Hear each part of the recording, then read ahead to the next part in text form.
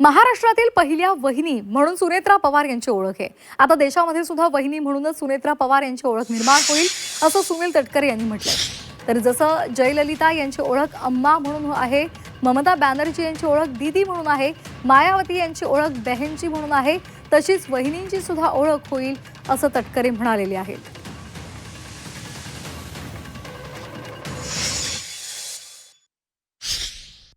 ममताजींची ओळख ममता दीदी म्हणून झाली. मायावती मुख्यमंत्री राहिल्या, त्यांची ओळख बहीण मायावतीची झाली. जयललिता तामिळनाडूच्या मुख्यमंत्री झाल्या, त्यांची ओळख अम्मा म्हणून त्या ठिकाणी झाली. महाराष्ट्रामध्ये सुद्धा प्रतिभाताईंपासून सगळ्यांनी आपापल्या पद्धतीने महाराष्ट्रामध्ये नेतृत्व त्या ठिकाणी निर्माण केलं. राज्यातल्या देशातल्या पहिल्या वहिनी कोण आहे तर त्या सुनेत्र वहिनी आहेत. त्याच्यामुळे अंतर्गतापासून अभिमान द्यायचा आहे. आमची इच्छा आहे वहिनी म्हणून ओळख झाली. आम्हाला पण आवडेल. आमच्या दादांच्या पत्नी आहेत त्या. दादा आमचेच होते, त्याच्यात काही हे नाही.